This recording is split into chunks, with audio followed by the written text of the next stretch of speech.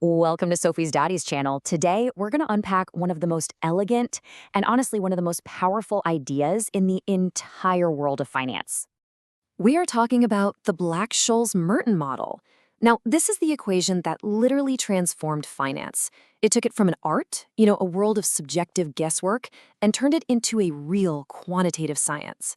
It gave us a logical way to price the future, and we're going to break down exactly how it works. So, here's our game plan. First, we'll dive into the seemingly impossible puzzle that investors were facing before 1973. Then, we'll get into the risk-neutral revolution that just blew the doors off the problem. We'll see how the magic actually works, take apart the famous formula piece by piece, then learn how traders really use it, and finally, we'll talk about why this famously flawed model is still so essential today. Okay, so let's set the scene. You have to imagine the world of finance before 1973. It's a bit of a Wild West, and there's this one problem that has all the smartest people, well, completely stumped. And that problem is this. How in the world do you put a fair price on something when its riskiness is changing all the time? I mean, every single second. See, an option on a stock isn't like the stock itself. Its risk changes with every little tick of the price and with every moment that ticks off the clock. For a normal asset, like a stock or a bond, valuation is pretty straightforward. You can use a discounted cash flow model, right? You project future cash flows, and then you discount them back to today using a single stable discount rate based on its risk.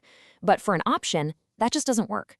The risk isn't static. A deep-in-the-money call acts a lot like the stock, but a way out of the money call is more like a lottery ticket. There's just no single discount rate that applies. And that was the big roadblock. And then came the breakthrough. Fisher, Black, Myron Scholes, and Robert Merton came along and introduced a total paradigm shift. I mean, it completely changed how everyone thought about the problem. It was a conceptual leap that was just as radical as it was brilliant. The secret weapon here was something called delta hedging. Now, the big idea is that you can build a special portfolio by combining the option with just the right amount of the underlying stock, that is, for just a split second, completely risk-free. By constantly buying or selling tiny bits of the stock to rebalance, you could, in theory, keep this portfolio in a perfectly riskless state. And this is the aha moment. So think about it. If you have a portfolio that has absolutely no risk, the fundamental law of finance, the no free lunch rule, says it must earn exactly the risk-free rate.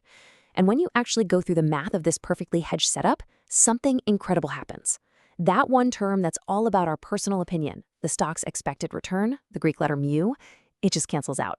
Poof, it vanishes completely from the equation. This is the absolute core of the revolution. We're not saying that investors don't care about risk. Of course they do. What Black-Scholes and Merton proved is that for pricing this specific thing, their personal feelings about risk just don't matter. And since the price is the same in our messy, real world as it is in a much simpler, hypothetical, risk-neutral world, we can just do all our math there, because, well, it's a heck of a lot easier. So how does this mathematical magic trick actually work? Well, the formula can be derived in two main ways, and we can get a really good feel for them with a couple of powerful analogies. Okay, the first path involves a really clever bit of mathematical footwork using something called Gersonov's theorem. Think of it like this. In the real world, a stock is kind of like a loaded die. It's biased to drift upwards at a rate that's higher than a boring old savings account, right? This theorem is a tool that lets us precisely reweight all the probabilities to make the die perfectly fair, just for our calculation. So what we're really doing, as you can see in this table, is we're mathematically shifting our perspective. We're moving from the real world, where a stock is expected to grow based on all our risky hopes and fears, to a simplified world where we pretend it just grows at the basic, boring, risk-free rate. We haven't changed reality. We've just put on a special pair of glasses to make the math doable. The second path to the same answer is honestly just beautiful. It comes from a theorem that connects two totally different fields of math, the Feynman-Koch theorem. And for this one, our analogy is going to be a bunch of drunken sailors. So imagine you want to find the temperature at a specific spot on a hot metal plate. Method A is the physics way. You solve a really complex equation for heat diffusion. But there's another way. Method B. You could release 1 million tiny, drunken sailors from that exact spot and let them wander around randomly. Then you just record the temperature at the edge of the plate where each one eventually falls off, and you average all those temperatures together. The Feynman and Koch theorem proves that both methods give you the exact same answer. For options, the temperature is the price, and that random walk is just the stock price moving around in our simplified, risk-neutral world. Okay, so we've been through the incredible theory behind all this. Now it's time to actually face the beast itself. Let's deconstruct the famous Black-Scholes formula. All right, here it is. And yeah, at first glance, it definitely looks intimidating. I get it. It's a jumble of symbols, exponents, and those mysterious N of D terms. But I promise you, once we break it down, it's actually incredibly intuitive. You can think of the whole thing as just two simple parts. A call option gives you the right to buy a stock, right? So its value has to be the value of what you might get, the stock, minus the cost of what you might have to pay, the strike price. That's it. The entire formula is just a really sophisticated way of calculating that simple idea. Let's look at the pieces. The second part is actually the easy one. That K times e to the minus RT, that's just Finance 101 for the present value of the strike price K. And N of D2 is simply the risk-neutral probability that you'll even exercise the option, so that whole second term is just your expected cost. Now the first term, S0 N of D1, is your expected benefit. N of D1 is a bit more complicated than just a probability. It's a special, weighted term that also happens to be the option's delta. It's the value of the asset you might get, adjusted in a very specific, clever way. Okay, now here's where we pivot from the academic ivory tower straight to the chaotic trading floor. Because in the real world, traders use this model in a way that would probably make its creators just shake their heads. In a classroom, you plug in a bunch of variables, including your best guess for volatility, and the formula spits out a theoretical price. Simple. But on a trading desk, the price isn't the mystery. It's right there on the screen, set by good old supply and demand. The real unknown is the volatility. So what do traders do? They use the formula backwards. They plug in the market price and solve for the one variable that would make the equation true. And that variable is called implied volatility.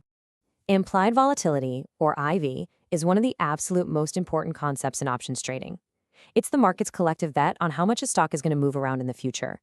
It's become a universal language. Instead of quoting options in dollars, traders just quote them in vol. It's the market's fear gauge. When panic starts to set in, IV goes through the roof. Now, here's the kicker. If the Black-Scholes model and all its assumptions were perfectly correct, then the implied volatility for every single option on a stock, no matter the strike price, no matter the expiration date, should be exactly the same, a flat line. But it's not. It's not even close. And that's what we call the volatility smile. When you plot IV against different strike prices, you get this curve, not a flat line. It's basically the market shouting that extreme events, what we call fat tails, happen way more often than the model's nice, neat bell curve thinks. And in stock markets, this usually creates a skew. Ever since the big crash in 1987, traders have this permanent crashophobia. They're always willing to pay a little extra for downside protection, and that pushes the IV on puts way higher than on calls. So the model is clearly, provably flawed. And yet, it is still the absolute bedrock of the entire options world. To make it work, traders have to complement its elegant science with the messy art of approximation. Here's a classic trader trick, the rule of 16. See, volatility is quoted as an annualized number, which is kind of hard to wrap your head around. But since the square root of 252, about how many trading days are in a year, is roughly 16, traders just divide the IV by 16. And that gives them a quick and dirty estimate of the expected daily percentage move. So an IV of 32%? That means the market is pricing in about a 2% move, up or down, every single day. And here's another fantastic shortcut, this one for pricing at the money options. The formula is roughly 0.4 times the stock price times the volatility times the square root of how much time is left. So for a $100 stock with 20% vol and 1 year to go, that's 0.4 times 100 times 0.2, which is $8. It's a quick mental calculation that gets you incredibly close to the actual Black-Scholes price. It's an instant sanity check. And these mental shortcuts are necessary because every single pro knows the model's core assumptions are just wrong. We've already talked about fat tails, and volatility isn't constant, it's all over the place. And maybe most importantly, the model assumes you can trade continuously 24/7. But in the real world, prices can gap open overnight because of some news, making that perfect delta hedge totally impossible and exposing option sellers to huge, unexpected risks. So why has the Black-Scholes model survived for over 50 years? Well, it's not because it's a perfect crystal ball. It endures because it provides a universal framework, a common language that allows millions of traders all over the world to quantify, communicate, and ultimately to trade the very abstract concept of risk itself. And that leaves us with a really fascinating, almost philosophical question, doesn't it? If a model's basic assumptions are just plain wrong, but the entire global market agrees to use it as the common ruler for pricing risk, has it, in a way, created its own kind of truth? At that point, does its connection to objective reality even matter anymore? Something to think about.